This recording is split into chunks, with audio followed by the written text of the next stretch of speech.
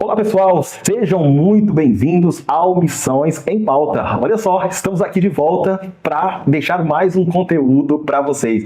E eu quero aproveitar aqui, pessoal, já agradecer todos aqueles que estão nos acompanhando lá no nosso Instagram também. Olha só, pessoal, tá tendo muitas visualizações, né? Deus está despertando muitas pessoas. E olha só, hoje nós estamos aqui num podcast, num episódio que vai ser um pouquinho diferente. Não sei se você já percebeu, nossa convidada já está aqui para conversar conosco e tá de costa para vocês. Por quê? Porque o assunto de hoje, ele é um assunto um pouco mais sensível, é um assunto diferente. Irmã, é uma alegria poder receber a irmã aqui no nosso podcast Missões em Pauta. Primeiramente, eu quero já te agradecer pelo tempo que a irmã está dedicando de estar aqui juntamente conosco para compartilhar a sua experiência.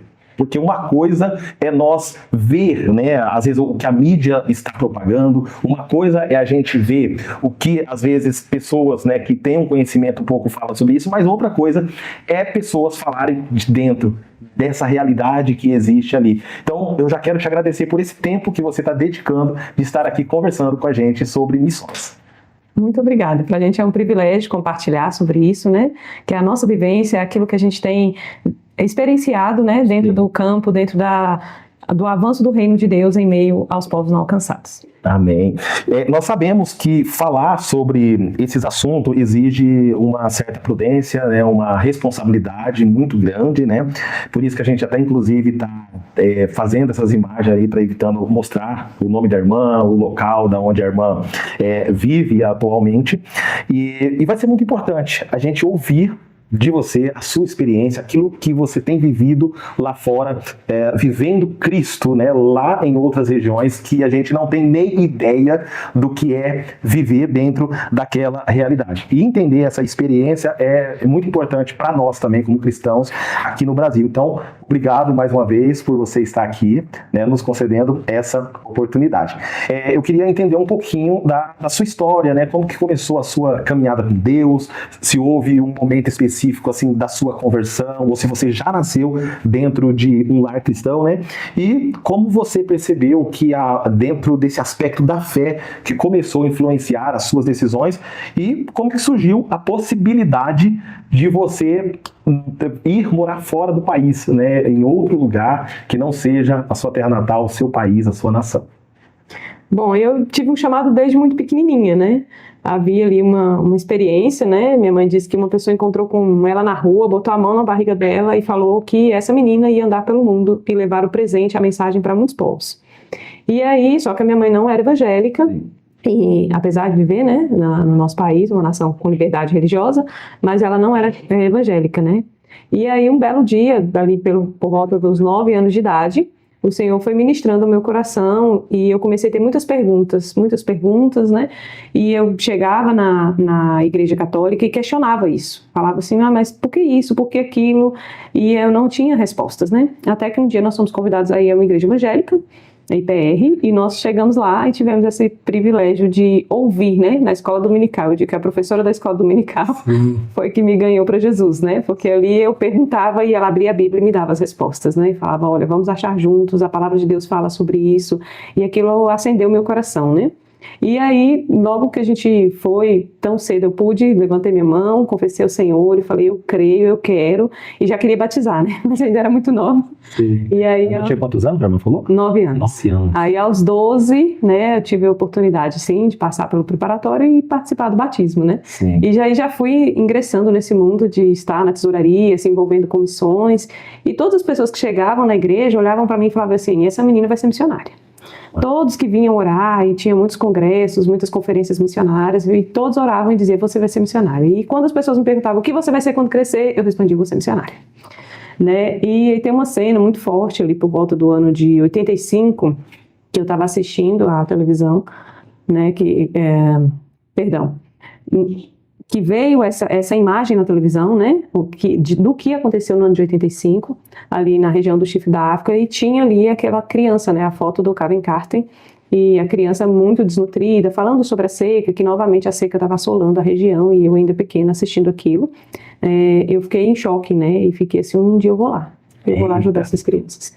E foi nesse momento que Deus foi ministrando ainda mais qual seria essa região, qual seria esse lugar, E eu continuei servindo na minha igreja, continuei abençoando em tudo que eu podia, envolvimento com o Ministério Infantil, com a juventude, muito ativa, né, dentro da igreja, né? A gente até recebe aí do Ronaldo Lidório, né? Não vá se você não é uma bênção onde você está, né? Sim. Primeiro seja uma bênção na igreja onde você está para você poder abençoar as nações, né?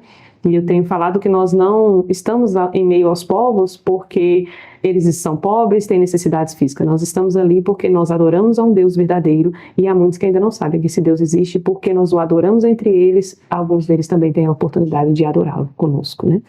E aí, assim, Deus foi movendo as coisas, né? Essa convicção cada vez ficava mais forte em meu coração, até que houve um momento que eu fui para doar minhas férias para missões.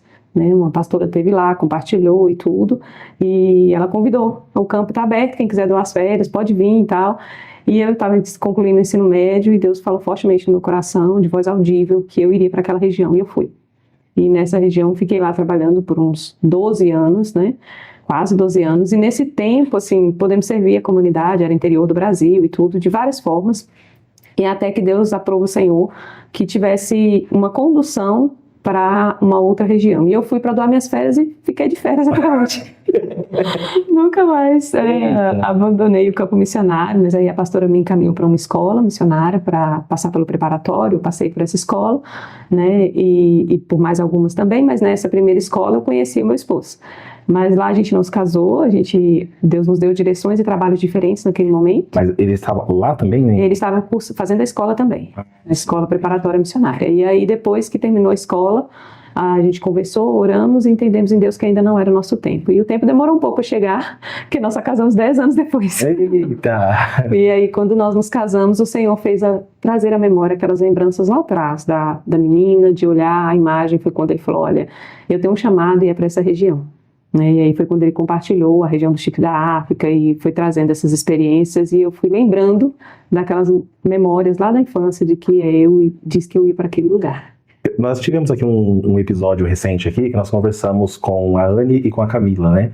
E elas tiveram uma experiência que foi muito interessante também, porque elas disseram que quando elas estavam no local, Deus falou no coração delas que elas deveriam amar aquele povo, que elas deveriam ir para aquele lugar, ficar ali, né, porque elas estavam também na experiência ali, né, do projeto, né, e da preparação, e elas disseram que Deus falou tanto com uma quanto com a outra a mesma coisa. Então eu vejo assim, você acredita ou crê que esse amor começou a nascer no seu coração a partir daquela imagem que você viu, ou a partir do momento que você foi doar essas férias, para entender, foi com o tempo que o seu coração foi ganhando, né, esse espaço do coração do povo ali?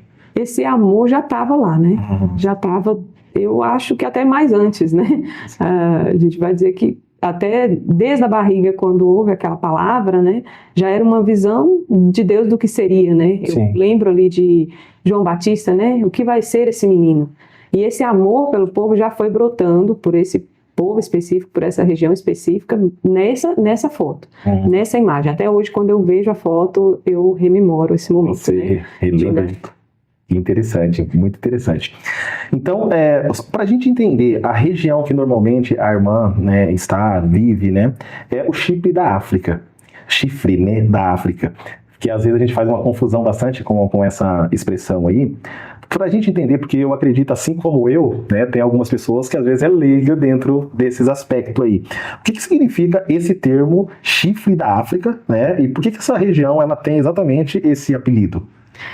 A região, ela encontra ali nessa pontinha, né, do mapa, ela tem um símbolo do chifre do rinoceronte. Ela se assemelha. Sim. E aí foi criando essa terminologia, né, chifre da África, mas é a parte ali da África que está englobando ali países como Eritreia, Djibouti, Somália, o Sudão do Sul, Quênia e a Etiópia. Então essa pontinha ali do mapa é que vai tendo essas identificações, determinando então essa nomenclatura, né. Mas ela não é criada só por um desenho, né? Ela realmente se torna uma região porque ela tem outras características que vão se assemelhando, né? Então a gente vai enfrentar aí a característica da fome, que é uma delas, né? que vem por causa da seca, que é outra característica, né? A região do Chifre, ela vai considerar que a cada 2 anos tem seca. Então, um ano chove e o outro não. E automaticamente, no ano que vem a seca, a fome assola a região e vai dificultando muito a subsistência dessa região, né? Tanto que essa imagem que a gente falou aqui do Kevin Carter, né, do menininho com o urubu perto, com quem espera aquela criança morrer, ela vai remeter o ano de 85 no tempo em que só na Etiópia morreu 1 milhão de pessoas. Normalmente quando a gente faz algumas pesquisas sobre a região, é um pouco mais, pelo menos umas imagens mais antigas, tinha muitas dessas imagens, né, assim, que mostrava essa situação, né, de seca, de fome. Infelizmente não é uma coisa que ficou no passado, né? Isso é uma coisa que se reverbera, continua acontecendo a cada 2 anos, né? A gente olhar mães que olham seus filhos e tem que escolher qual que vai alimentar, qual que tem mais chance de sobreviver, né? De ver pessoas que se esforçam muito, mas a insegurança alimentar é muito grande, principalmente para os interiores, né? Então isso vai acontecendo. É tão intenso que no ano de 2012, quando a gente estava ali no alto da guerra da Síria, né? A ONU vem recorrendo e falar que a única coisa no mundo que precisava de uma intervenção tão severa quanto a guerra na Síria, o socorro às crianças na guerra na Síria, era a fome nessa região do Chifre da África. Então ela continua acontecendo, está tendo avanços, está tendo algumas intervenções do comércio e tudo, mas ela continua repetindo e piora por causa da guerra, porque o povo aprendeu a plantar e armazenar para a subsistência dos 2 anos, mas a guerra é uma outra característica muito forte, os conflitos tribais da região, conflitos entre territórios, as fronteiras, né, vai gerando esse conflito que dificulta ainda mais, né, dificulta o socorro internacional chegar, né, ataques a hospitais e coisas do tipo que vai complicando muito esse processo. De uma forma geral, assim, como que é a divisão política, religiosa e cultural dessa região, né? O que predomina ali, né? Que com certeza não é o cristianismo, né? E por que ela é considerada, assim, uma estratégica e sensível, assim, principalmente pelos órgãos missionários, né? Normalmente eles tentam, né, ir muito para essa região. A gente entende muito que existe uma das razões, tem essa questão aí da necessidade do povo, né, e a igreja ela é levantada para isso, mas qual que é a religião, a cultura que predomina ali? Se tratando de religião, a gente tem predominância muçulmana, ali na parte da Somália, de Djibouti, né, Sudão, mas aí na Etiópia e no Quênia já são nações cristãs, né, declaradas cristãs. A Etiópia tem ali um número de 60% da população declarada cristã ortodoxa, né, vem de uma origem da Igreja Cóptica do Egito, tem seu próprio Papa e com várias peculiaridades nesse sentido, né, mas essa organização e essa divisão dos outros países foi dado muito na régua, né, da intervenção europeia com colonização. Mas a Etiópia não foi colonizada. Então, ela é um dos únicos países da África que não foi colonizado, né? Tanto que ela é considerada a mãe África. Os outros países, quando foram declarando as suas independências, foram colocando nas suas bandeiras a cor da bandeira da Etiópia. Então, há toda uma história, uma cultura milenar que vai mantendo as culturas tribais dessa região, né? Com mais de 85 línguas, como ela não foi colonizada, todas essas línguas são oficiais e registradas. Então, justamente por ser uma nação cristã, por ser mais estável economicamente, a Etiópia acaba sendo uma porta de entrada para essas outras nações vizinhas. Tanto que ali a gente tem a sede da ONU, a sede da União Africana, mantém ali na Etiópia para poder também favorecer os outros países que estão ao redor, que está envolvido na região do Chifre. A irmã tinha citado que esse Chifre da África ali é composto por vários países, né? Somália, Eritreia, Djibouti e Sudão, né? Acho que estão tudo ali. Sudão também. E quando a gente olha a lista, né, mundial de perseguição, né, que foi divulgada pelo Portas Abertas, esses países, eles estão um dos primeiros ali, né? Eles estão entre os top 15. Só que o que nos chama a atenção é que dentro desse aspecto, nós temos ali, por exemplo, a Etiópia, que ela está em 36º lugar, por exemplo. E tem uma diferença, assim, existe uma perseguição, mas parece que é bem diferente, porque se tem uma perseguição extrema e você olha para um outro país, o que diferencia esses países, porque eles estão muito próximos, e o que diferencia a Etiópia de outros países que estão ali à volta, mas que tem uma perseguição extrema, assim, é exatamente a colonização ou não? Que não teve, né, no caso? A gente tem um avanço do islamismo ali nessa região, né? Sim. E que conseguiu ser barrado uma boa parte dele na Etiópia, né? Sim. Então essas fronteiras foram sendo avançadas e a obrigatoriedade do islamismo, do mundo muçulmano, foi crescendo muito nessas regiões. Então, por exemplo, a Somália hoje é o pior lugar do mundo para se viver uma mulher, né? Onde a gente enfrenta aí a mutilação feminina, uma complexidade muito grande nessa liberdade.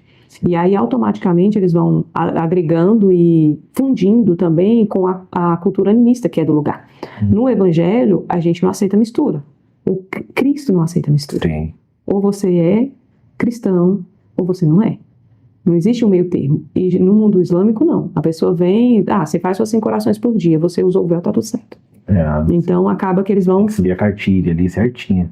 Acaba aceitando mais misturas, porque aí eles adoram outras coisas, adoram os deuses familiares, adoram a árvore, adoram as coisas que estão em volta, né? Então, essa diferença, a própria Portas Abertas vai trazer uma classificação nesse sentido, né? De que há locais onde você pode adentrar, e se você nascer numa família cristã, ok, você pode continuar sendo cristão. E o crime, às vezes crime de condenação de pena de morte, é justamente um muçulmano se converter ao cristianismo. Há outras nações, como a Eritreia, você não pode portar uma Bíblia. Eita. Então, assim, ninguém pode adentrar. Qualquer pessoa que for pega com a Bíblia lá dentro já é um criminoso. Então, não vai ter essa comunidade cristã, ainda que subalterna.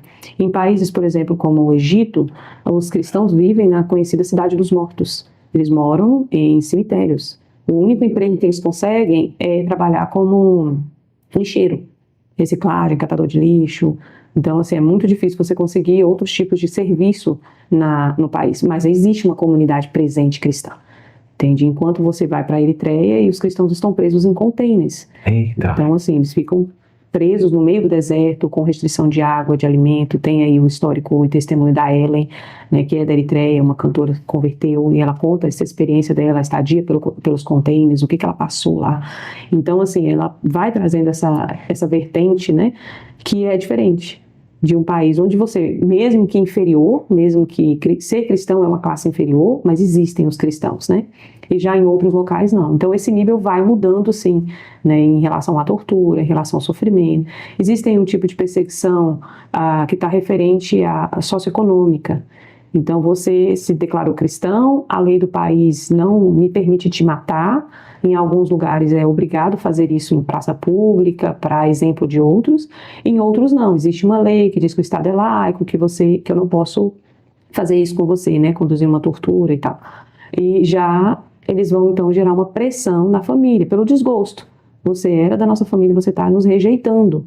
Então existem experiências dos pais fazerem o velório dos filhos mesmo em vida. Meu Deus. Não de falar assim, não, meu filho morreu para mim, aí faz o velório, enterra lá o caixão e declara, esse filho não existe mais para mim. E aí essa pessoa não pode mais se dirigir à família, não pode mais falar com ela, não pode cumprimentar e, na maioria dos casos, fogem. E aí entra as portas abertas fazendo um trabalho de socorro. Em outras consegue dar um emprego, construir alguma coisa que a pessoa mesmo faça e venda para a sua subsistência. Esse caso que a irmã está apontando agora, ele está nos países os mais severos ou nesses países que já é um pouco mais aberto esse tipo de ação, né, das famílias? Os mais fechados, por exemplo, a Somália, por exemplo, a Eritreia, né? O Sudão também, né? O Sudão expulsou todos os cristãos e quer ser cristão vai para o Sudão do Sul. E a igreja persiste, né, em subterrânea, né, lutando. Nós somos a luz, eles dizem. Sim. Então a luz tem que permanecer aqui no meio dessas trevas para que possa iluminar a nossa nação. Então, nesses locais, além da perseguição socioeconômica, vai ter a perseguição em outros níveis também, né? De familiar, de tortura e tudo, né? Mas muitas vezes começa assim, né? E já nos países menos intensos, vai depender muito da região, é porque a gente fala por país. E essas regiões estão falando por povos, sim, por grupos que se entendem que nós somos nós e todos os outros são eles. Grupos que falam línguas diferentes, pensamentos diferentes. Não adianta chegar só a colonização e dizer, vocês são esse país. Mas eles se entendem, muitas tribos se entendem parte da tribo. E se você perguntar para muitos deles, você é africano, ele vai dizer não. Ele vai dizer o nome da sua tribo. Então, a gente está falando de povos. Então, no mesmo país que tem um número, que, por exemplo, a Etiópia, que está no 36, na lista dos 36 mais perseguidos, ele vai ter essa perseguição. Só que como ele tem uma parcela também muito grande da população, essa outra parcela tem uma maior liberdade. Então a lista é construída baseada no sofrimento que é para um cristão viver nessa região. Então, geralmente, esses países têm mais de região socioeconômica, mas mesmo dentro da própria Etiópia, beirando ali as fronteiras, mais perto do sul do Sudão, os mais perto da Eritreia, povos que são de fronteiras, então eles não são nômades, eles não ficam parados, eles vão se locomovendo de uma região, de um país para o outro ali na fronteira. Então, esses povos, eles vão ter essa perseguição severa de morte em praça pública, de uma pessoa se converter e ela ter que literalmente fugir. Né? Muitos se convertem, ficam em silêncio, não conta até enquanto eles conseguem, né, até serem descobertos. Então, muitos precisam fugir para isso. Então, é uma situação um pouco complexa para se resumir em uma palavra ou em um número, né? E a gente tenta desenvolver um conhecimento, uma clareza de como isso acontece, né? Mas há uma diferença entre países que declaram a lei do islâmico, a Sharia, como regra, né? E você é obrigado a seguir tudo aquilo e qualquer afronta contra isso. E também existe a perseguição política também. Né? Muita coisa da Eritreia é política. Nós somos comunistas, não existe o Deus, é o governante. Entende? Então, se você foi contra, os jornalistas estão. Então, junto com os cristãos nos containers, estão presos os jornalistas, porque se posicionaram de alguma forma contrária ao que o governo acredita e defende como ideal. Ah, sim. Então, de certa forma, um exemplo, dentro desse contexto geral aí, por exemplo, você vai, no caso, para a Etiópia, por exemplo, então ali, de certa forma, você tem uma certa liberdade, assim, para você exercer a sua fé em determinados lugares. E já, assim, o que tem que tomar cuidado muito é a proximidade com essas fronteiras. É isso... Porque pelo que eu entendi, assim, dentro de uma certa parte ali da Etiópia, por exemplo, você consegue exercer, né, ainda tem uma certa proteção ali das autoridades, assim, mas você tem que seguir algumas regras ali, né? Um exemplo, se eu sou cristão, eu vou para lá e eu quero exercer a minha fé. Para mim, eu posso. O que eu não posso, às vezes, é divulgar isso lá dentro. Dentro da Etiópia, se tratando de capital, Addis Abeba, o Quênia também, porque a gente vai lembrar que eles estão se declarando nação cristã. Sim. Então, você chega na capital, eles estão avançando muito no turismo esportivo, nos trabalhos de agricultura, agronomia. Então, você chega na capital, parece que esse mundo não existe. Esse mundo de perseguição é como se ele não fosse real. Né? No Quênia você sente um pouco esse sentimento da instabilidade política, na Etiópia também, se for um evento muito grande, às vezes você vê muita presença de polícia na rua e tudo, muita revista, mas isso não significa que você tenha qualquer restrição. Você pode carregar sua Bíblia, você pode ter igrejas, inclusive evangélicas, protestantes, né? Não só a igreja ortodoxa, e você pode ir na igreja, você pode frequentar, você pode conversar com as pessoas, você pode falar se você quiser. Então, assim, para várias pessoas e com essa liberdade. Dentro da capital, dentro de algumas grandes cidades e tudo. Mas se você parte para outras fronteiras, para a periferia, para outras regiões onde essa comunidade também faz uma declaração de regra islâmica, então ela precisa ser respeitada. As regras lá dentro funcionam de forma diferente. Então a Etiópia tem uma peculiaridade, porque cada tribo e cada língua é oficial para o governo. Entendi. Então, a lei também é oficial daquela região. E tem os portais, os limites, e vai dizer, olha, daqui para frente, o que rege aqui é essa regra. Então, você anda um pouquinho e, de repente, você está na capital, você vê poucas pessoas usando burca, se cobrindo, parece até que você está no Brasil. Sim. Mas se você anda um pouquinho, se você passar esse portal que está escrito que é de uma tribo específica, automaticamente islâmica, aí você sabe que ali você entra já, muitas pessoas estão restritas a essa realidade de regras e leis, né? Da mesma forma também ali a gente vê essa presença no Quênia também, né? Então o Quênia é alto turismo, safari, meio mundo de estrangeiro está lá presente e vai e volta com tranquilidade, com serenidade, né? Agora, a palavra de Deus ela é clara. Aquele que buscar viver piedosamente vai sofrer perseguição. Sim. A gente encara a perseguição no Brasil. Se você for um trabalhador que não mente, se você é um trabalhador que não rouba o dinheiro, que você caminha piedosamente, enfrenta perseguições. Agora, claro que em regiões como essa, onde a perseguição provém governamental, institucional, ela é muito mais intensa. Mas em todos os lugares, quem for viver corretamente. Então, para quem está indo para uma região como essa, para falar do amor de Deus, para realmente conduzir a luz aos nossos primos, né, os muçulmanos, para que eles possam se tornar cristãos, então aí a conversa é diferente. Sim. Dentro dessa realidade, né, do local onde a irmã irmã chegou aí, foi muito difícil, assim, a sua adaptação, porque a gente sabe que a realidade do Brasil, a forma como nós vivemos, questão de alimentação, né, das comidas, como que é isso lá? E, de certa forma, assim, foram hospitaleiros nesse sentido, no primeiro momento, quando você começou a adentrar dentro dessa região? A gente não tem só características ruins, né, dessa região, né? A gente tem também características muito marcantes. Eu creio que Deus deu para cada localidade uma característica que o beneficia de uma forma muito especial, né? A gente vê no Brasil essa diversidade cultural, né, e essa alegria do futebol, de sermos muito bons nisso, né? Ou pelo menos com um grande histórico, né, nesse sentido de habilidade, e não é diferente na região do Chifre, entende? Então a região do Chifre ela é marcada por um povo que é muito bom na corrida, né? Então eles são os melhores. Você vai para as Olimpíadas, É difícil ganhar.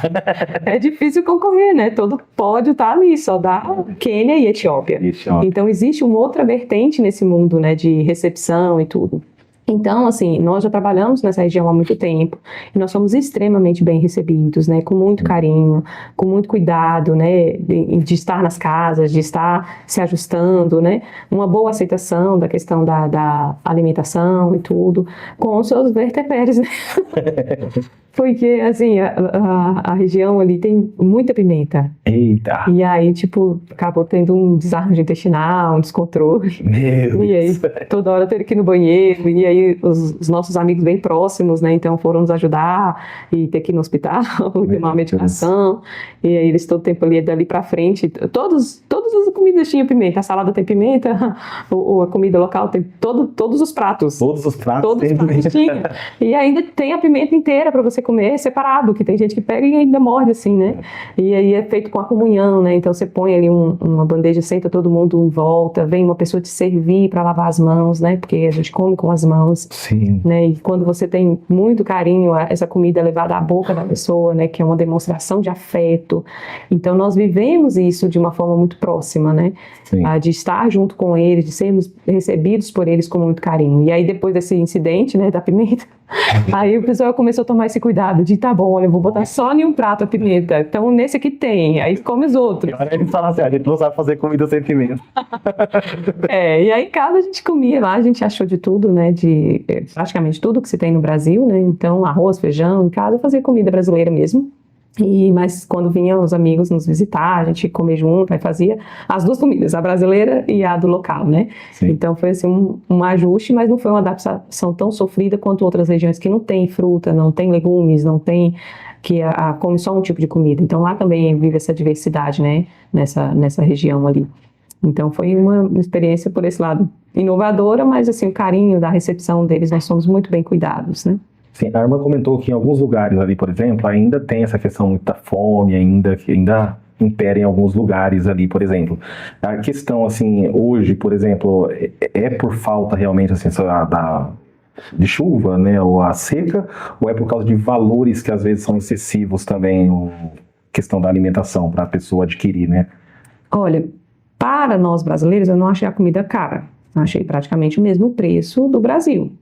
Mas o salário é muito baixo. Então, assim, para eles, sim, comprar é muito dispendioso, né? Exceto a carne, que você pagar R$130 no quilo da carne moída, então... 130. Então, era, assim, muito caro, né? Isso o valor traduzindo para o real. Traduzindo para o real, né? Comparando com o real. E o salário, geralmente, dá em torno de R$150. Eita. Então, acaba que o povo sobrevive, né? Quem sobrevive. Então, acaba sendo uma realidade, e até nisso, né, nesse cuidado, por exemplo, nós vimos as pessoas tirando delas para nos dar. Então, de fato, os campos continuam brancos para a ceifa, né? Há uma necessidade de luz. Então, a pessoa faz piedosamente, eu creio, até a própria perseguição, né? A gente tem uma experiência extremamente marcante com Paulo, né? Por quê? Porque ele viveu isso. Ele, zeloso pela palavra, vai atrás dos cristãos. Então, assim, são pessoas que você cativa uma amizade, ela é muito sincera, ela está disposta a morrer por você. Né? Então, assim, só que elas têm uma fé cega. num Deus que não é verdadeiro, num Deus que vai te punir, num Deus que vai te castigar, que você vai, se você for mártir, você vai ter 7 virgens no paraíso. Então as pessoas se dedicam a isso com primazia, e nós vimos isso na alimentação. Eles são extremamente cuidadosos, assim, com o estrangeiro, no caso, vocês, né? Estou dando um exemplo, assim, no caso mesmo, eles sendo de uma outra religião, eles são, assim, cuidadosos com o estrangeiro, ou existe uma certa resistência ali inicialmente? Nós não adentramos tão profundo, né, nas comunidades mais isoladas, então nós ficamos num centro mais estável, e nós já tínhamos um relacionamento. Então, eu não posso afirmar que eles são assim com todos os estrangeiros, né? O africano, de modo geral, ele é muito receptivo, né? Recebe bem e tudo. Mas a gente já tinha um relacionamento para essa convivência, né? A Etiópia, por ela não ter sido colonizada, eles ainda têm muito receio da colonização, né? Muito receio do que vem de fora. É uma mente totalmente muito diferente da nossa. A gente olha e pensa, as coisas dos Estados Unidos são melhores do que as nossas, né? A gente tem pedras preciosas saindo daqui que vai para lá lapidada e volta para a gente pagar mais caro. Uma calça jeans que é feita nas favelas que vai e volta com uma etiqueta e a gente paga absurdamente caro e acha que é melhor do que o que produz aqui, do que não é uma marca local, né? E eles não têm esse pensamento, né? No pensamento deles, se você é estrangeiro, você vai expor minha miséria para o mundo, você vai falar da minha pobreza, eu não quero ser envergonhado como nação. Né? Então, se você quer fazer isso, você tem que nos beneficiar muito. Se você quer vir trabalhar no meio da gente, então você tem que ser uma pessoa muito boa, não basta ser um professor. Você vai tirar o salário, o emprego do professor local? Então, não, eu vou te receber bem, mas se você for uma pessoa que vai dar uma consultoria, que vai treinar meus professores, alguém que vai ter algo além para oferecer para a minha nação, sair dessa condição. Sim. Então, eu não sei como a gente poderia definir isso em uma palavra para dizer, isso quer dizer que é receptivo ou quer dizer que não é receptivo. Eu não sei como usar isso em uma palavra. Mas eu sei que eles têm uma certa resistência à ideia de que vai vir alguém para cá só para tirar nosso emprego, vai vir alguém para cá. Isso é a primeira impressão que eles têm, né, do que vem de fora.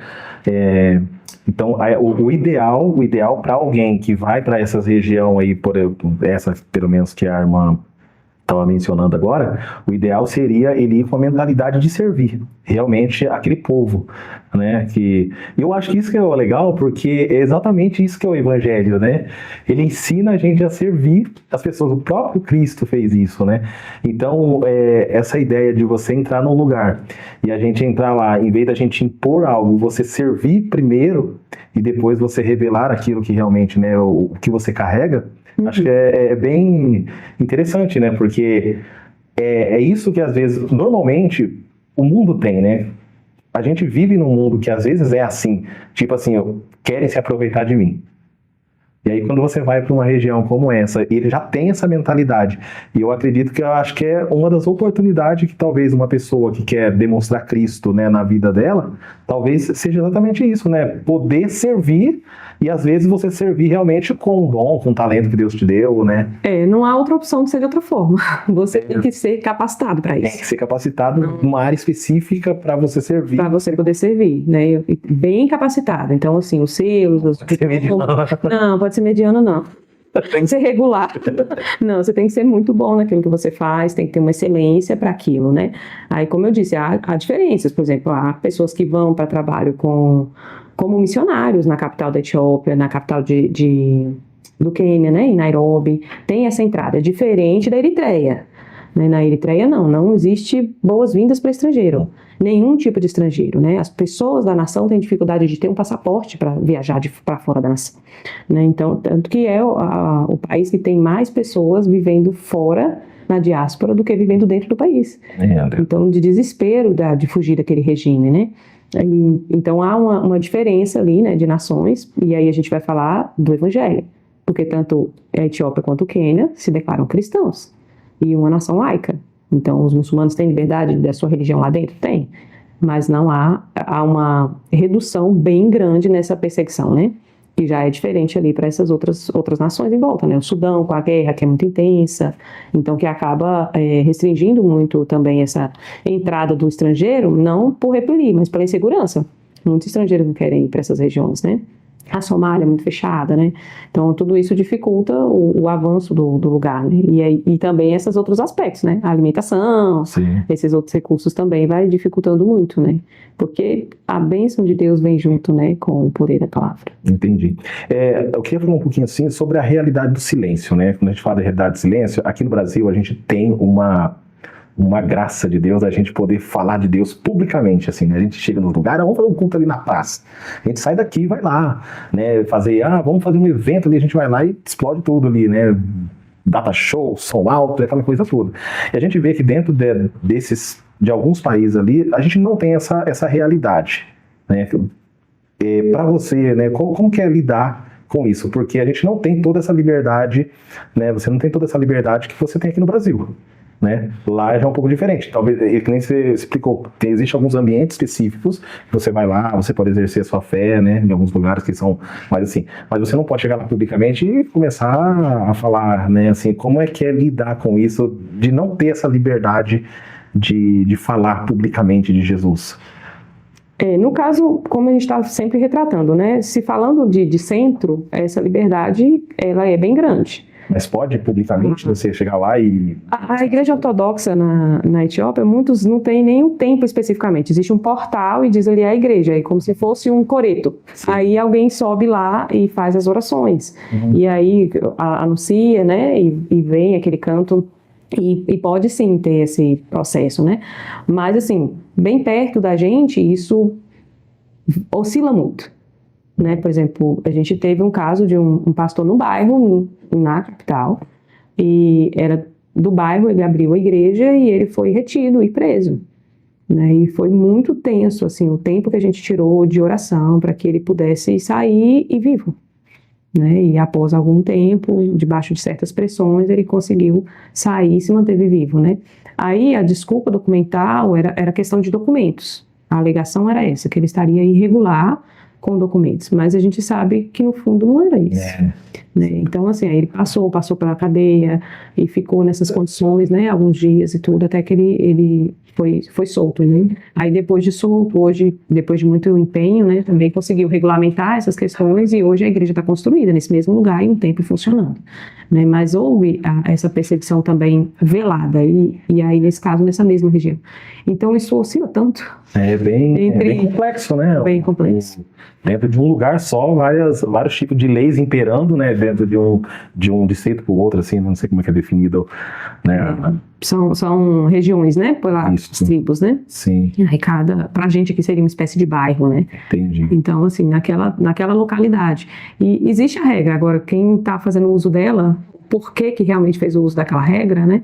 Por que a mesma comunidade do lado, islâmica, também não regulamentada, o sheik não foi preso? Então, a gente sabe o que está por trás dessa intenção, né? E há um transitar, por exemplo, das pessoas da comunidade que pertencem a tribos nos interiores. Então, a grande maioria da capital não é da capital. Né? Tem suas famílias, suas tribos nos interiores. Então, a vivência dela aqui repercute muito na sua tribo. Porque desvincular é uma morte. Você desligar da tribo. Então, por exemplo, a gente tem pastores na cidade, pastoreiam igrejas, né, se batizaram nas águas e a sua tribo lá no interior, que ele vai a cada 3 meses, não sabe que ele é messiânico. Então, assim, por quê? Porque se eles souberem, ele vai ter problemas. Então, o que eles sabem lá é que aqui que lá na cidade eles acham, e aí no caso nós estamos falando de uma igreja ortodoxa, eles acham que a perseguição não vem só dos islâmicos. Sim. Eles vão achar que a igreja que você tem lá na cidade é como a nossa aqui da tribo. Não entendi. Então, há uma complexidade muito grande para reduzir isso em pode, não pode, até aqui pode, até ali não pode, e essa insegurança, você convive com ela o tempo todo. Nossa, é bem complicado, né? E às vezes que a gente que está aqui, né, o pessoal que está nos ouvindo, às vezes a gente tem uma ideia muito superficial da realidade desses lugares, assim, de perseguição, né, como a gente vem conversando aqui. E eu confesso, assim, que quando a gente conversou aqui em off, né, aí eu fui conversando com a minha filha e eu falei assim, gente, nossa, a gente não sabe nada. Tipo assim, é muito superficial as informações, às vezes, que chegam para nós, né, que a gente não consegue, né, dimensionar. Só quando você conversa mesmo assim com alguém que esteve lá nesses lugares que você acaba entendendo um pouco assim a dimensão de tudo isso, né? No caso assim, para uma pessoa que é estrangeira, né, ela vai para essa região e normalmente elas vão ali pessoas extremamente capacitadas, profissionais que vão servir aquele povo ali. E normalmente, se eles, não sei se as autoridades dali sabem, por exemplo, que você é uma cristã, eles ficam monitorando essa pessoa ali durante esse tempo que ela está nessa região ou não, ou simplesmente eles deixam a pessoa viver ali normal. Como é que fica essa questão, né? Que nem vocês foram para lá. Teve algum tipo de monitoramento de vocês, né, das autoridades, né, acompanhando vocês durante esse tempo? Aí vamos por parte de novo. Falando de Eritreia, não entra. Falando de Djibouti, sim. O governo monitora muito de perto as ações, as comportamentais, né? Se houver ali conversões, principalmente, vai atraindo os holofotes. Sim. E vai ficando ainda mais intenso. Então, há um monitoramento bem de perto das ONGs, das organizações, né? No Sudão, também há, principalmente mais da parte da guerrilha, da parte dos extremistas, né, ali avançando, aí é bem intenso por esse lado, há um monitoramento das suas ações muito de perto. E aí a gente vai sempre diferenciar nessa região a região do Quênia e da Etiópia, né, que aí nessa região a gente tem algumas posturas específicas. Então, quanto a você desenvolver o seu trabalho e você ficar só no seu trabalho, você é um profissional capacitado, está trabalhando, faça seu trabalho direitinho, faça só o seu trabalho. Então, tá tudo certo. O que atrai os holofotes é a partir do momento que você começa a conviver e ter conversões. Na cabeça deles, todo mundo ocidental é crente. Então não é uma novidade. Você vê o cristianismo zero ali. Na cabeça deles, o povo que está pulando carnaval no Brasil é os cristãos. É a festa dos cristãos. Eita. Assim como aqui na minha região, no meu bairro, nós somos da lei muçulmana, ou nós somos da lei ortodoxas, então vocês são da lei dos cristãos, do Ocidente. Sim. Então essa é a atribuição. Então ninguém chega um estrangeiro lá que não está de véu, que não segue a Sharia, que não vai na mesquita, que eu não vou pensar que você não seja um cristão. Então eles vão deduzir que você seja, ainda que a pessoa foi e é um cristão nominal. Sim. O grande desafio nessa região é o trabalho missionário. Porque aí você entra com desafios documentais. Eu disse que eu vim para cá para fazer uma ONG e, na verdade, eu estou convertendo pessoas. É como se você estivesse mentindo para as autoridades locais. Você está fora do regulamento. Assim como uma pessoa vai para os Estados Unidos dizer que é estudante e não faz o curso e está ilegal no país. Então, assim, é nesse perfil que vai ser entendido e vai atrair os holofotes. Aí existem regiões que têm igrejas presentes, né? A Somália não tem uma única igreja, um único templo de nenhum tipo. Né? De nenhum tipo. Tem lá de cristãos, de ortodoxos, católicos, não tem. Não existe presença de uma igreja de templo, de uma construção. Né? Existe a igreja subterrânea. Então, assim, não consegue contabilizar. Agora, já para essa região, existe a igreja, e em alguns outros países, em alguns locais do próprio Quênia, os islâmicos, não, nós vamos fazer a proteção da igreja, fica do lado de fora, mas não é uma proteção, eles estão ali para vigiar se algum muçulmano se converteu. Lembra daquilo que nós falamos lá atrás? Existem locais que pode ter uma comunidade cristã, mas ela tem que ser só aquela. Então, os filhos cristãos podem se converter ao islamismo, mas os filhos dos islâmicos não podem se converter ao cristianismo.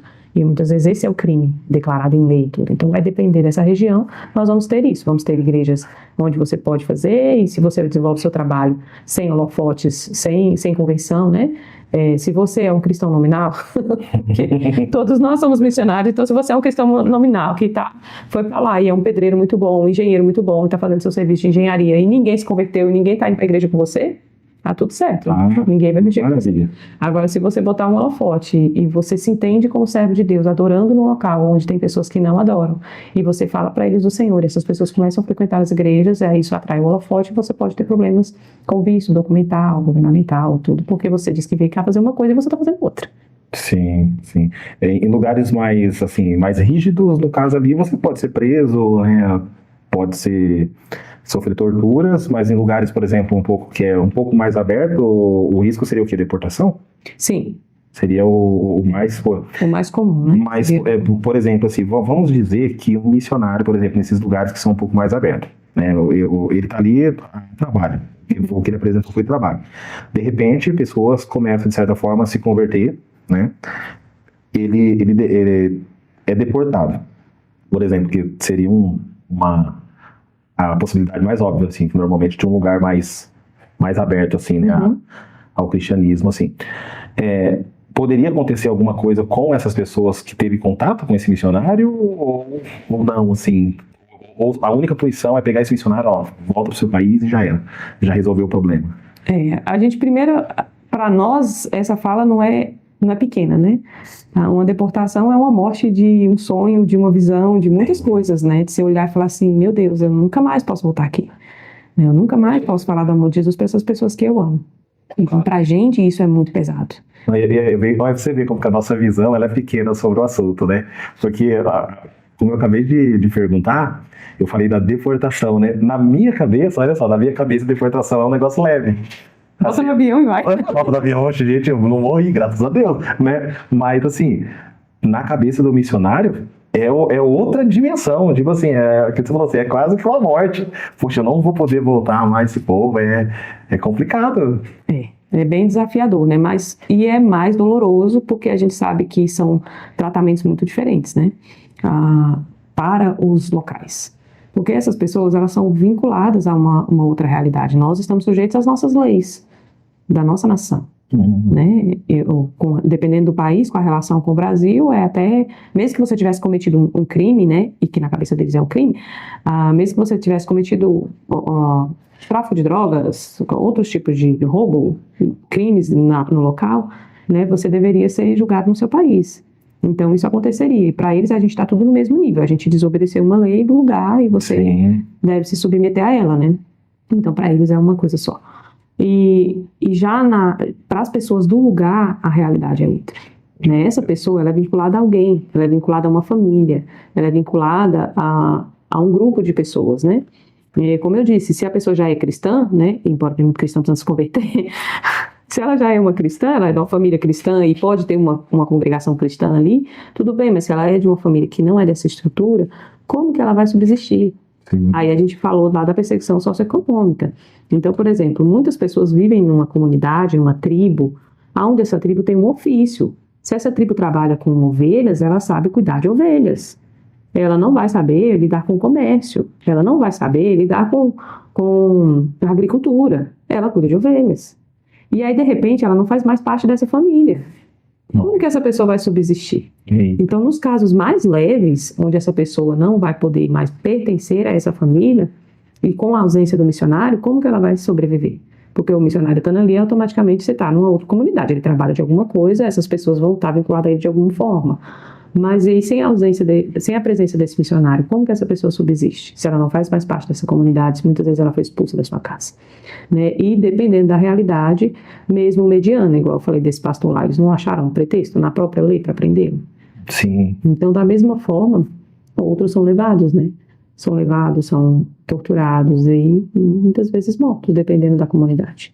Porque a lei dentro da Sharia vai dizer isso. Se um filho ele abnega a fé, né, o mínimo que o pai faz é entregá-lo para a comunidade para o martírio, para a morte. Eita.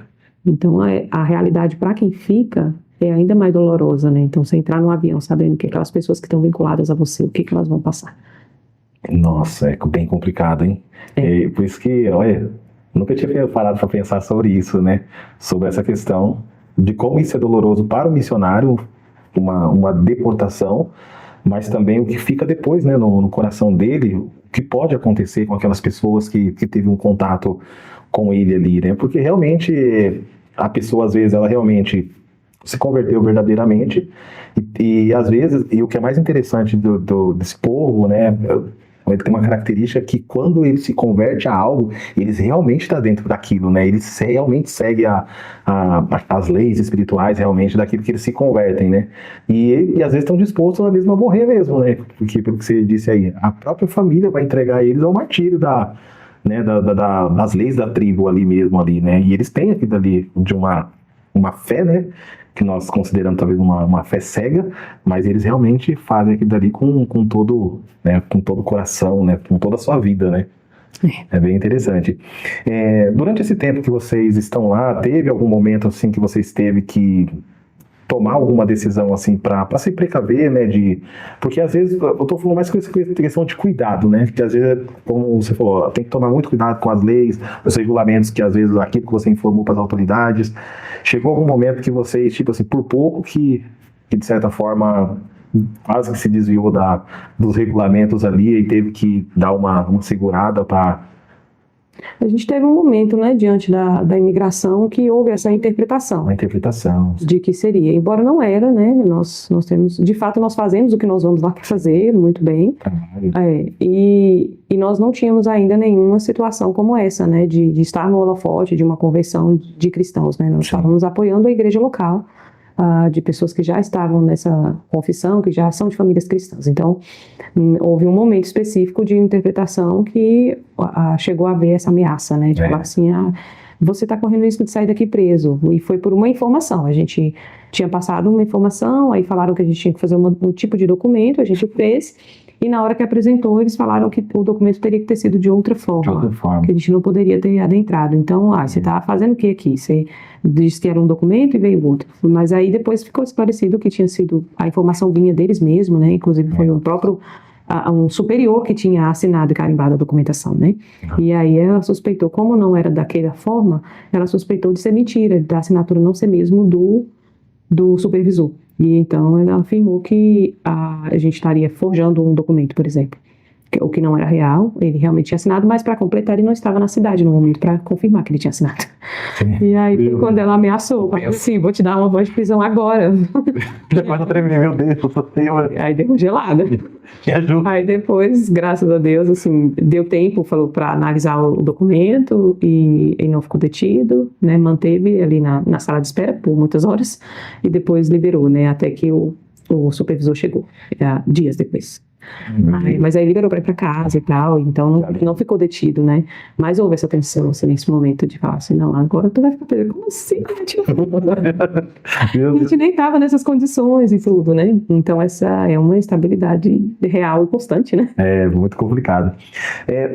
Mudando um pouquinho de assunto agora, a gente que às vezes conversa com a igreja aqui no Brasil, né, sobre missão, às vezes a gente fala muito sobre povos não alcançados, né? E aí eu conversando com a irmã, né, a irmã parece que entende um pouco dessa questão do que seria exatamente, o que significa povos não alcançados e qual que é a realidade espiritual muitas vezes desses povos, né? E pelo que a gente entende, são pessoas que ainda não têm acesso ao evangelho, né? E eu queria que a irmã falasse um pouco, né, sobre isso, né, desses povos não alcançados e uma forma também que a gente pode se envolver, porque às vezes a gente vê muito lá, às vezes no Portas Abertas no site lá, outras instituições também missionárias, elas sempre abordam essa expressão de povos não alcançados, e às vezes a gente não tem exatamente a realidade do que seria esses povos não alcançados. Sim, os povos não alcançados é uma nomenclatura, né, onde a gente vai abranger algumas características. Então, quando você ouvir, da agora para frente, toda vez esse nome, você vai saber que a gente está falando de grupos de pessoas que se entendem como um povo. Então, nós somos nós e todo o resto do mundo é o resto. Todos os outros são eles.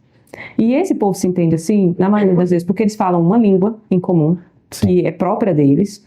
A gente divide o mundo pela colonização por países. Sim. Então, ali na África, você vai falar que tem 54 países, se não me engano. E, na verdade, você tem ali mais de 1000 povos. Então, por quê? Porque esses grupos de pessoas falam a mesma língua. Né? Eles pensam de uma forma diferente, né? Tem uma cultura diferente, uma maneira de se portar diferente. Então, esses grupos, eles vão ser muito peculiares. E por que eles são não alcançados? Eles são declarados não alcançados porque a gente tem uma presença ali de menos 5% da população se declarando cristã. Então, assim, e 2%, menos de 2% evangélicos, porque quando a gente está falando de cristãos, nós estamos falando dos católicos, dos ortodoxos, né? Então todos esses, os judeus cristãos, todos esses grupos se declaram cristãos. Então, você falar que menos de 2% daquele grupo não é não é evangélico, então ele não tem uma condição de se auto-evangelizar, ele precisa de uma intervenção externa para ele ser evangelizado. Ele tem uma presença quase nenhuma ou nenhuma de igreja presente. A maioria deles, dos não engajados, não tem nenhuma presença, nenhuma ação missionária em direção a eles. Então essas são as 3 características principais. A maioria também não tem tradução da Bíblia, então eles não têm acesso à palavra. E aí, deduzindo isso, não tem como eles construírem uma igreja sem que a igreja, o corpo de Cristo externo, possa ir até eles e evangelizá-los. Então, esse é o conceito de grupos e povos não alcançados. Ah, sim, entendi. Você acabou de dizer aí que eles não têm, às vezes, uma tradução. E qual seria a forma, por exemplo, de você evangelizá-los, né? A entrada, porque como que você vai, muitas vezes, falar se você às vezes não tem algo escrito na língua deles, na linguagem deles? O que hoje está se fazendo para que possa, de certa forma, você falou sobre tradução oral da Bíblia ou escrita, o que está sendo feito, né? Não sei se exatamente nessa região que a gente estava conversando até agora, se tem esses povos não alcançados lá e que existe algum movimento nesse sentido? A gente tem que sempre lembrar que a missão é de Deus, né? E Deus se movimenta em direção aos povos desde o princípio. Então ele tem se movimentado de uma forma extraordinária, né? Em conduzir e se dirigir aos povos, né? Então a tradução da palavra de Deus, ela vem se avançando e crescendo já há um bom tempo, né? E a gente brinca que agora ficou, as línguas mais difíceis ficou para o final. Meu Deus! E a gente vai aí falar de muitas línguas, né? Nós temos mais de 7.000 povos ainda sem tradução, nenhum versículo da Bíblia traduzido. Então, como chegar a esse povo e anunciar a mensagem? Sim. Mas o Deus da missão tem trago os povos ao nosso alcance. Nós temos no Brasil um grupo muito grande de povos que não são alcançados e estão presentes no Brasil, como imigrantes, como refugiados, fugindo de guerra, de conflitos. E muitas traduções desses locais mais restritos estão sendo feitas através de contato com esses tipos de grupo. E dessas pessoas que acabam se voltando para o Senhor e se dispondo a retornar para a sua nação e se sujeitar às leis de lá e anunciar o Evangelho. Muitos deles partem e falam, mas você vai morrer lá, você sabe que vai. Ele falou, mas eu preciso levar essa mensagem para minha família. Sim. E assim como eu recebi, eu não posso guardar, eu não posso morrer aqui com ela. Que eu morra lá, mas com ela. Então muitos estão retornando para os seus locais e fazendo o processo de tradução. E tem avançado muito a tradução por causa da tradução oral e do treinamento das pessoas do lugar. Então, as pessoas que querem a mensagem, que estão sendo preparadas, o Senhor sempre vai à nossa frente, preparando o caminho para isso, né? E levando o missionário às pessoas certas. Então, chegando lá, ele vai em contato com essas pessoas. Existe um processo muito longo de aprendizado da língua. Deus tem acelerado isso com pessoas que ficaram em campos de refugiados e falam outras línguas. E aí consegue fazer uma tradução através da língua ponte. Então, eles vão caminhando com uma língua em comum, conversando, fazendo os treinamentos e acelerado em muito, principalmente com esse auxílio da fé que vem pelo ouvir, né? Então, não tão preso mais à tradução escrita, também é importante, ela traz muitos benefícios, né, para o registro da língua e tudo, mas agora tem se avançado principalmente porque esse povo é um povo de tradição oral. Então, é um povo que guarda, repassa pelo ouvido, a gente conta e reconta histórias, né, de igrejas subterrâneas que memorizam, que conseguem receber só uma página da Bíblia e memoriza aquilo ali e vão compartilhando o pedacinho que cada um memorizou. Então, quando a gente fala de tradução oral, nós estamos falando, pelo que eu entendi, às vezes é o contato que você tem com uma pessoa, que é daquela determinada região, e que ela tem um conhecimento, chega ao conhecimento do Evangelho, e ela vai passar isso oralmente lá, ou é porque, por exemplo, o que eu entendia de quando a pessoa falava de tradução oral da Bíblia, e que eu vi em alguns momentos em projetos missionários, era uma gravação. Então eu imaginava assim, que a pessoa passava isso, gravava e levava isso gravado. Era o que eu entendi de gravação oral. Porque parece que tem alguns lugares, alguns missionários, que às vezes usam desse recurso, né? E na minha cabeça, sempre se tratava disso. Não se tratava, talvez, de uma pessoa... Eu não sei se eu entendi errado, né, que eu vou te explicar. Não, você está certo mesmo. A tradução, ela funciona, a tradução oral, nesse processo. Sim. De gravação. Não é uma pessoa, tem que ser uma equipe muito grande. Sim. E depois ela é testada de novo nas comunidades e leva-se a Bíblia traduzida em gravação mesmo. Todo um trabalho para isso, né? E é levada para essas comunidades a tradução gravada. E aí reúne as comunidades e vai compartilhando. Mas até chegar nesse ponto, né, de gravar, leva, testou, vê se está compreensiva, volta para a equipe, né, com todo um aparato, com consultoria, existe um processo grande nisso aí, mas tem acelerado muito. A gente está falando que há alguns anos atrás a Bíblia se levava em média, para se traduzir uma Bíblia completa, de 30 a 50 anos. Então, o missionário começava uma missão sabendo que ele não ia terminar. Dificilmente. Muitas vezes morria, né? Muitas vezes, porque envelhece. Até você aprender a tribo, a língua, o costume, a cultura, conseguir contextualizar. Depois começa a escrever, leva, faz teste, vai, volta. Então, assim, até chegar lá e falar assim, ok, agora nós imprimimos, está aqui a palavra de Deus impressa. Até chegar nesse ponto, levava-se todo esse tempo, né?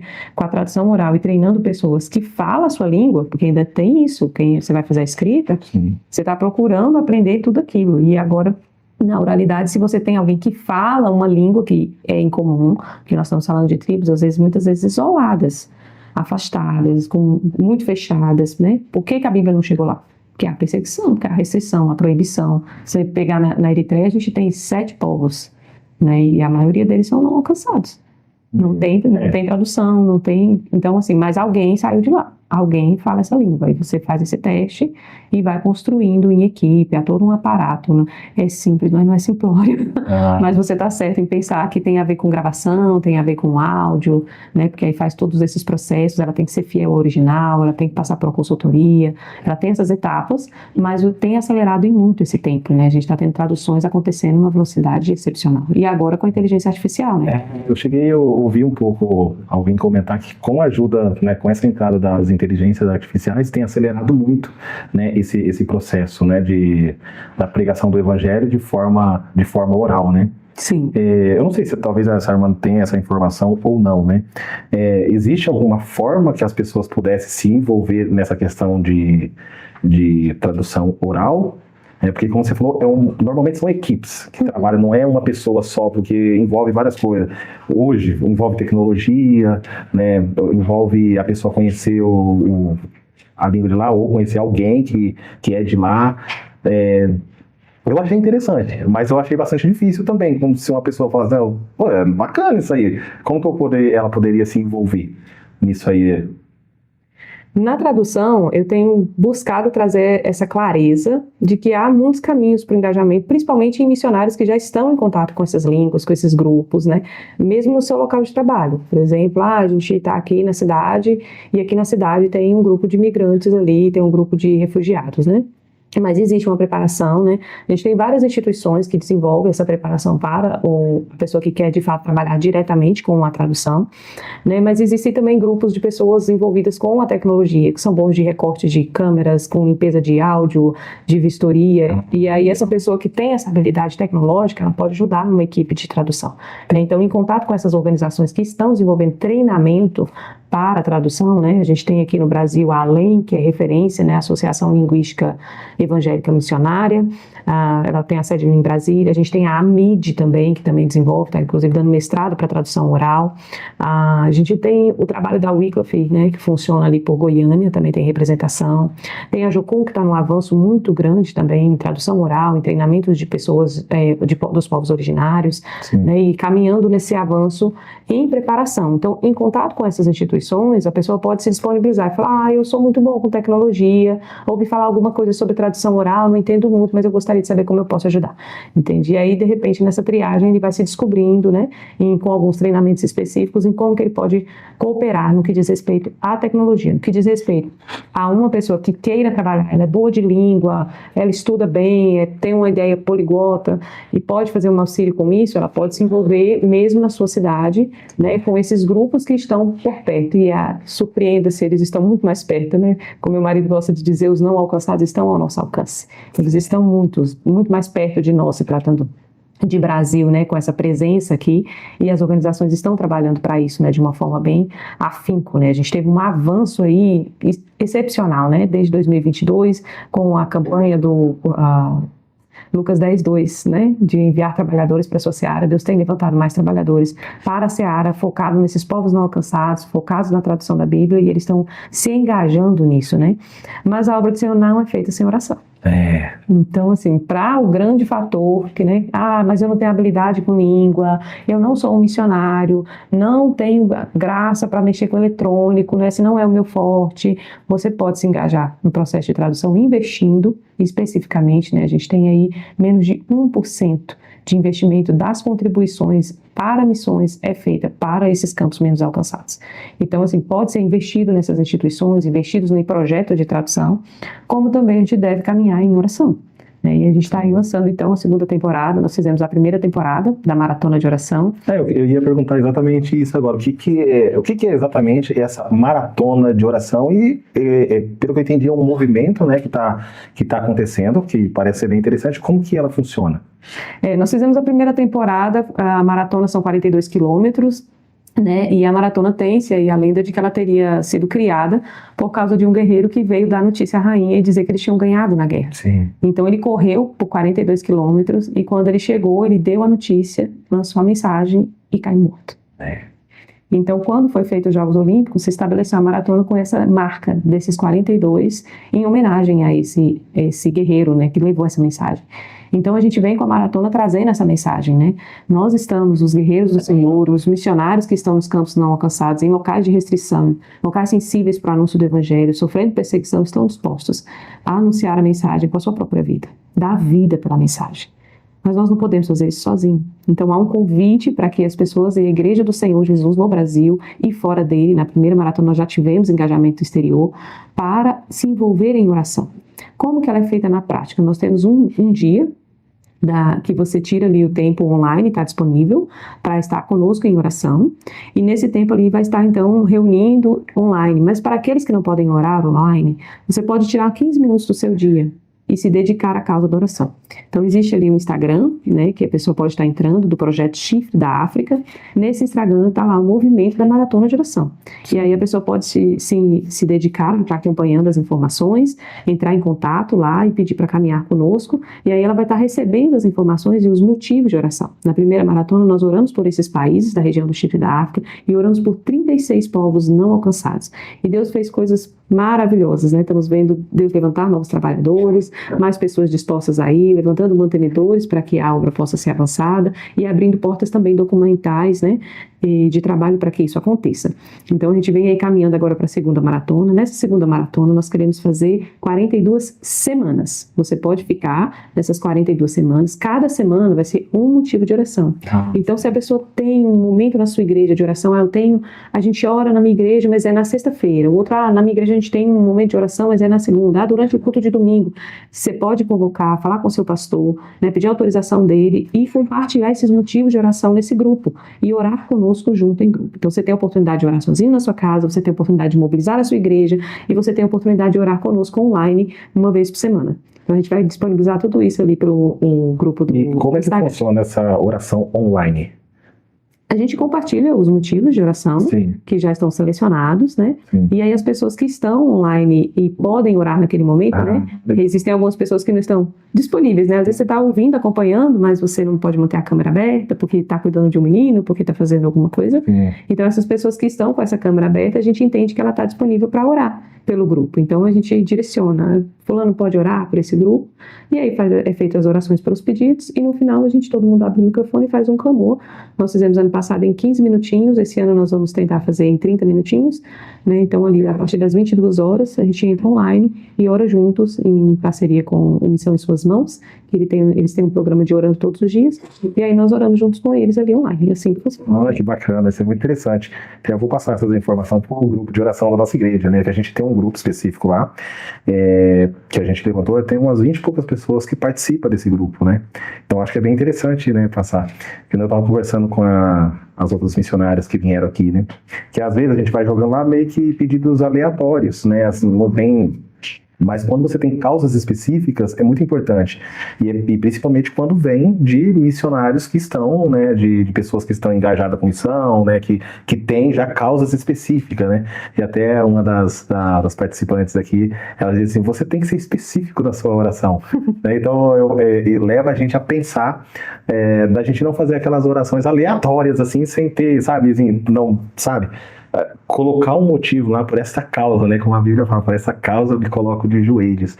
Eu acho que a gente tem que partir para essa para essa consciência, né, de que a gente entende. A gente está caminhando aqui para o final, né, da nossa conversa. Eu acredito que está sendo bastante esclarecedor para nós, né, muitas novidades, né, eu tenho ouvido aqui que a gente não tem acesso a isso aí, às vezes de forma muito clara, às vezes na internet, ou as informações que às vezes chegam até mesmo oralmente, né. Durante esse tempo da sua vida, né, de caminhada, né, de você estar, né, fora do país, como é que tem sido a sua compreensão do Evangelho? O que afunilou, o que melhorou? Você falou, poxa vida, cara, eu entendi agora como realmente o poder do Evangelho atuando, né? Como que isso aconteceu na sua vida, né? Assim, para você explicar para nós, porque às vezes assim, ó, a gente vive aqui no Brasil e às vezes a gente vive um Evangelho superficial. A gente não entende muito, mas quando você talvez esteja numa realidade como essa daí, ali realmente você vai ver o poder do Evangelho em ação. Né? Pode acontecer em qualquer lugar, e deve, na verdade, não é, até corrigir aqui, deve acontecer, mas a gente às vezes não leva isso tão a sério. Essa é a grande verdade. E qual que é a sua visão durante todo esse tempo que você está lá fora dessa liberdade que a gente tem aqui? Algumas coisas mudaram bastante, né, na minha percepção de se importar menos com certas meninices, certas picuinhas, né, dentro do corpo, dentro do templo. A gente olha e fica, mas o irmão tá me olhando com a cara feia, mas o outro tá não sei o quê, mas na hora do trabalho do ministério não se doa. E aí eu costumo brincar que quando você está diante de alguns sofrimentos, a gente passa a olhar para essas coisas e enxergá-las no lugar que elas estão. Elas são tão pequenas, né? Elas são tão menores, porque o Cordeiro, ele é digno. Ele é digno. Sim. Vai chegar o grande dia, e nesse grande dia, a palavra diz que povos de todas as tribos, raças e línguas, muitos irão te louvar. E nós podemos fazer parte disso. E às vezes esse povo nem é só esse que está lá na África. Às vezes é um parente. Às vezes é um vizinho. Às vezes é aquele do trabalho que é o teu calo no pé. Eita. Às vezes é esse povo aí, esse é o coração da missão que Deus deu para todos nós. Porque ou você é missionário, ou você é um campo missionário. A missão de propagar o reino, de ser discípulo e fazer discípulo de todas as nações, foi para todos nós. E às vezes elas estão perto. A nação do coração de um filho, a nação do coração de um pastor, que está precisando de que eu seja Cristo para ele. A tradução, ela me trouxe essa visão de traduzir a palavra de Deus. Como traduzir esse Deus de amor. Que às vezes a gente vai olhar no Brasil, vai olhar para certos escândalos e vai dizer assim, que Deus que ele conheceu? A gente vai falar, mas essa pessoa está num lugar onde ela tem acesso ao Evangelho, ela tem acesso à Bíblia, mas qual foi a Bíblia que ela leu? Nós somos essas cartas vivas. Qual foi a palavra? Então, para mim, houve uma mudança nessa forma de o que realmente se desgastar, né? Outro dia alguém perguntou, falou assim, como é que está o relacionamento conjugal? Não está tendo briga? Eu falei, a gente não está tendo tempo para isso. Não tem tempo. Não tem tempo. Tem tantas coisas mais agravantes, sabe? Tantas coisas mais pesadas. Eu olhar uma irmã e ter que sair do seu país desesperada, deixar uma criança de 2 anos, a outra de 5, para viver 2 anos em outro país. Porque mesmo trabalhando em 3 empregos, ela estava vendo os filhos com fome. E eu tenho falado assim, como que a minha mente mudou para o que é fome. De vez em quando, né, os filhos falam, eu não tá com fome, não. Você não tá, não. Você não sabe o que é fome, você tem vontade de comer, né? Outro dia eu comentei uma experiência que eu tive no campo, falei, nossa, mas eu tava numa fome. Não, tava numa privação, sem saber o que era arroz, sem saber o que era feijão, privação, mas fome não. Então, assim, a gente reconsidera conceitos, reconsidera o que é irmandade. Quando você chega em alguns campos dos interiores, você vê freiras mandando pessoas que aparecem com a Bíblia e trazendo a revelação, eu achei isso aqui, e eu li, e eu acredito no que está aqui dentro, e de repente a freira olhar para ela e falar assim, vai ali, que ali tem uns crentes, e aí vai lá, procurar um crente, entende? Então, algumas coisas no reino, a gente vai entendendo do reino que a denominação fica pequena. Que se o batismo é por água na cabeça, ou se é por mergulho, se é por... Você crê de todo o coração, você está disposto a se dar por isso? Sim. Então, sabe, esse valor vai mudando do que é o evangelho, como você falou. Então, você está lá, tem que ir para servir mesmo. É para ser isso, né? Todos os profissionais deveriam servir.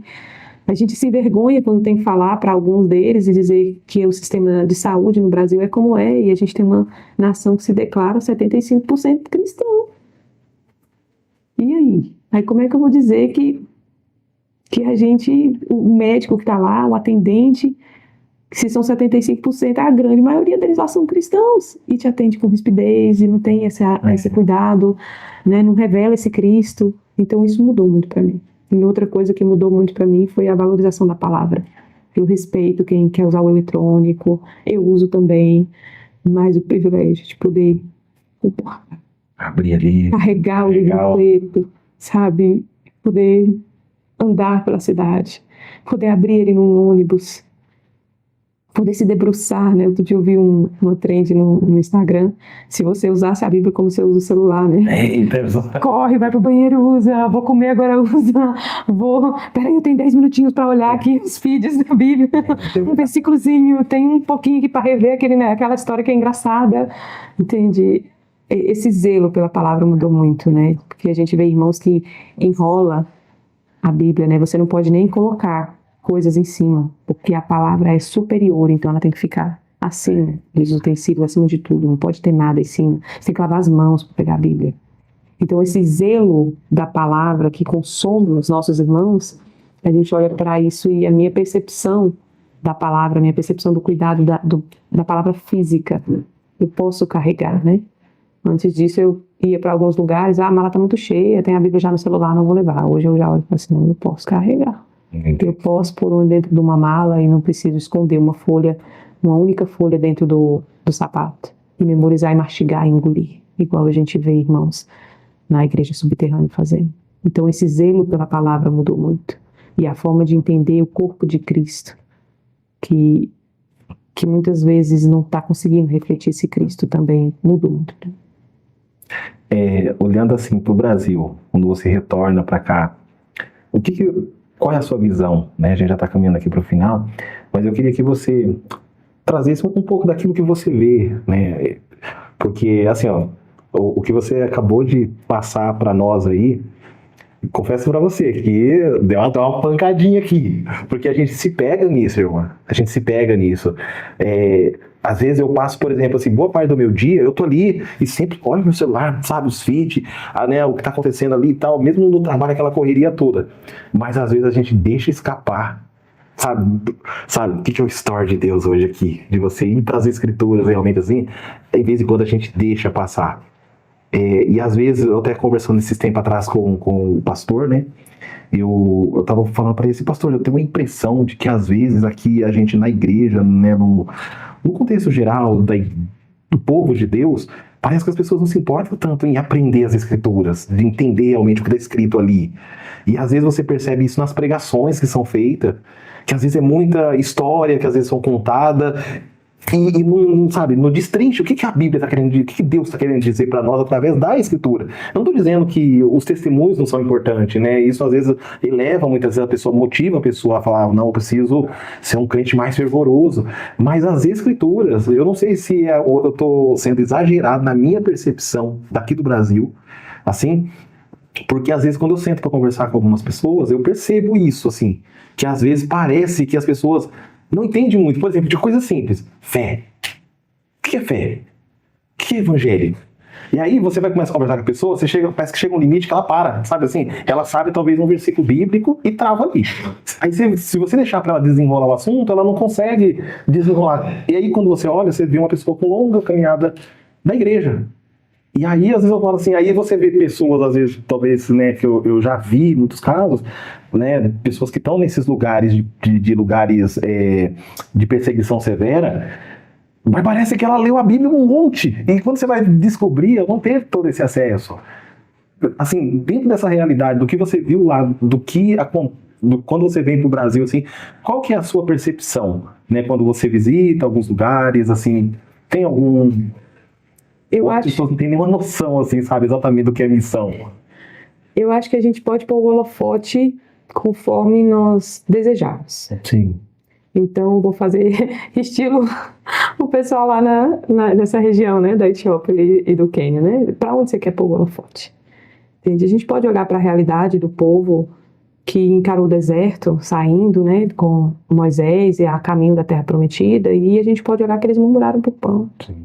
que eles clamaram por alimento, que reclamaram porque não tinha carne, porque reclamaram da água, e esse Deus quer matar a gente aqui.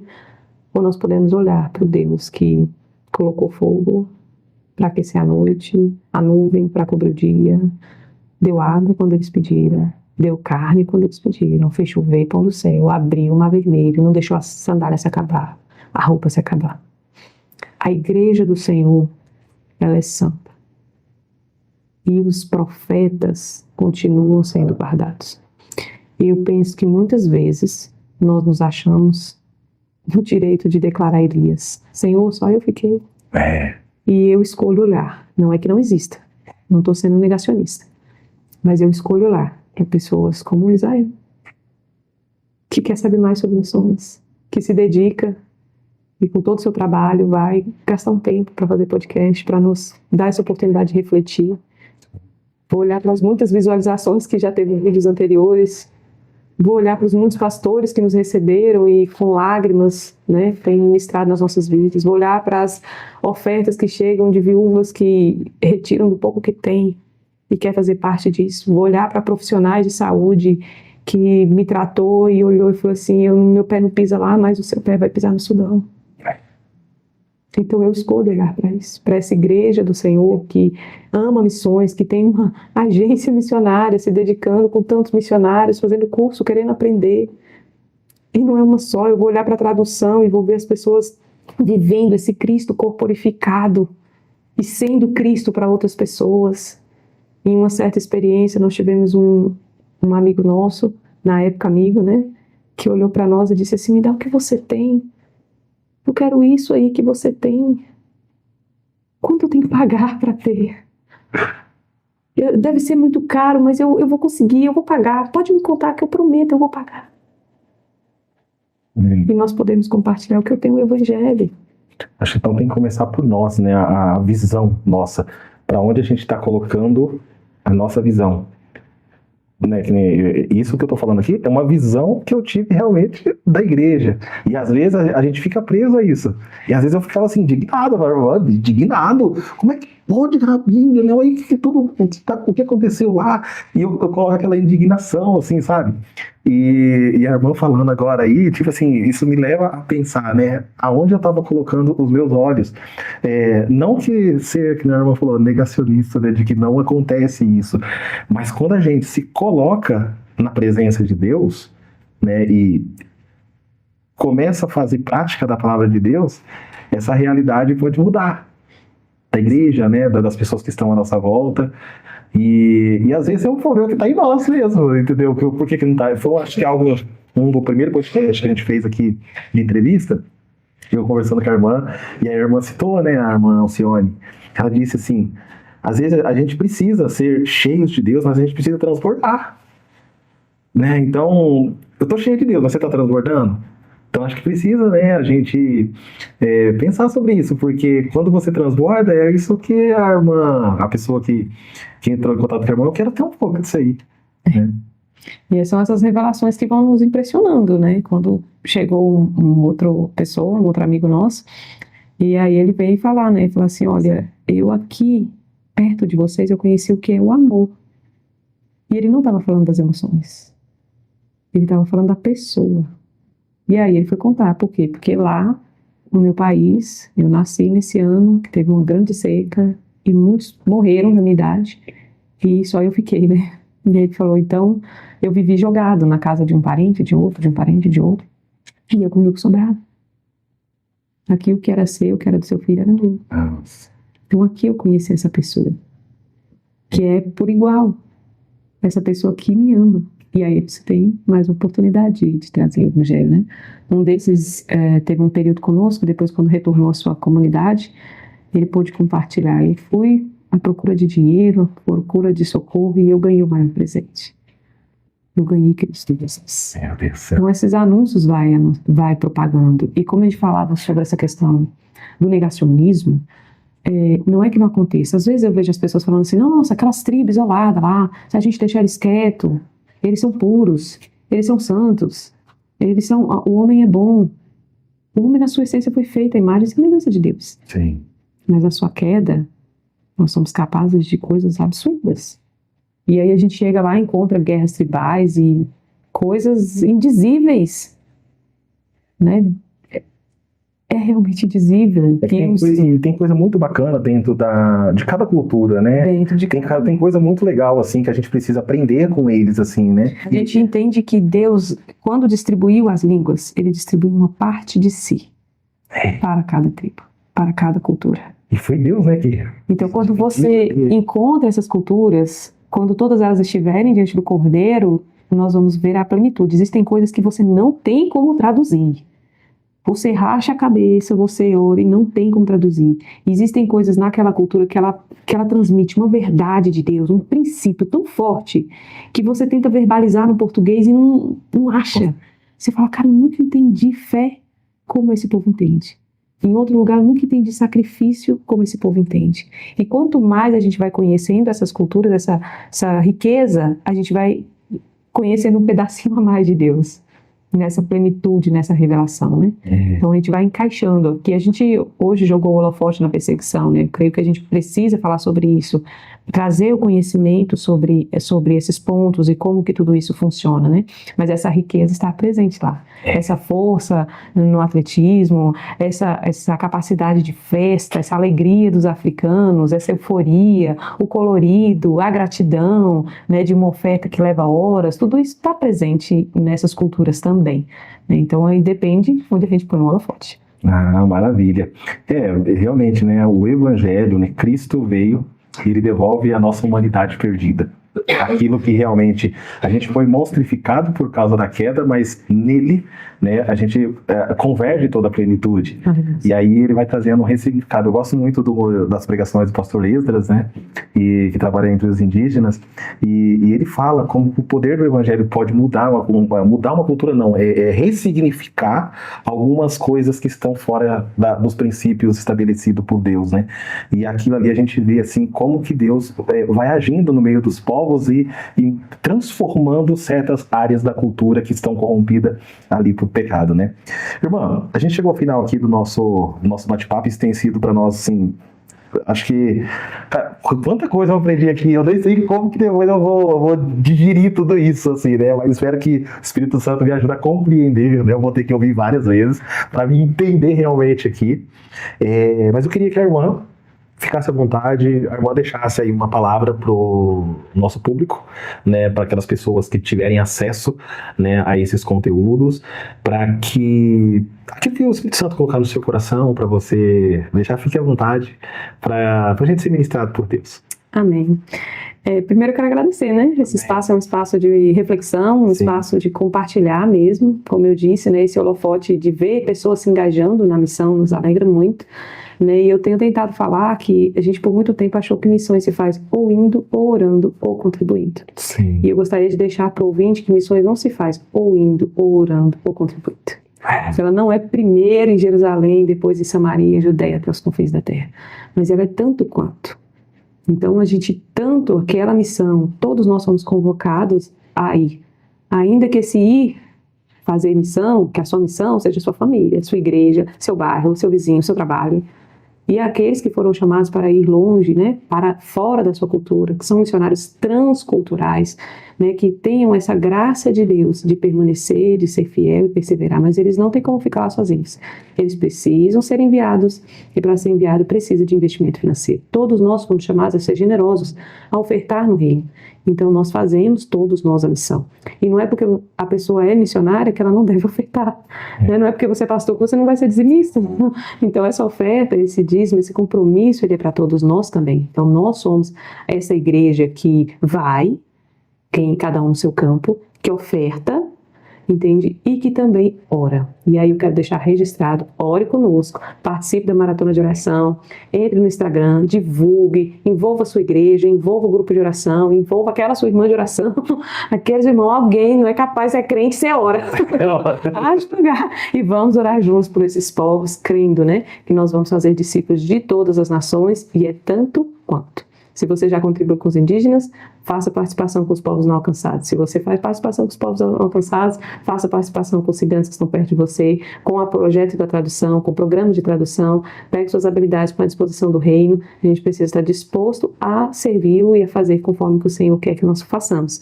E cada um com a sua habilidade vai somando no reino, e o reino vai avançando, lembrando que é sempre com esforço e esmero. Amém, amém.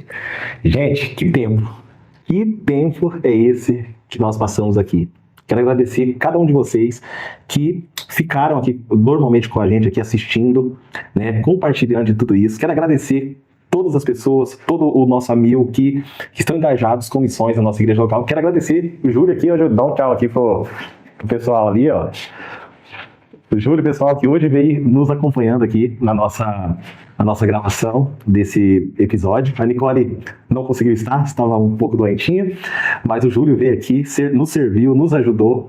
E olha só que benção, né, que a gente tem aprendido. Irmã, quero agradecer você mais uma vez, né, por tudo isso que você tem compartilhado conosco, e obrigado por ser essa pessoa que entendeu o chamado de Deus, que entendeu aquilo que o Senhor chamou para ser e fazer em lugares que talvez Deus não nos chamou para aquilo, mas a experiência, aquilo que a irmã tem aprendido dentro da realidade de outros povos, tem ajudado muito a gente a crescer. E eu acredito que essa conversa que a gente teve aqui, ela não vai parar simplesmente aqui. Ela tá mudando a minha vida, já começou, eu tô aqui, ó, tô nem conseguindo me movimentar direito de tanta informação daquilo que a gente recebeu aqui de Deus, né? A gente vê que a irmã fala com alegria. Existe uma paixão, assim, sabe, daquilo que a irmã realmente foi chamada para ser e fazer nos lugares em que a irmã foi chamada, né? Que o Senhor permitiu estar ali.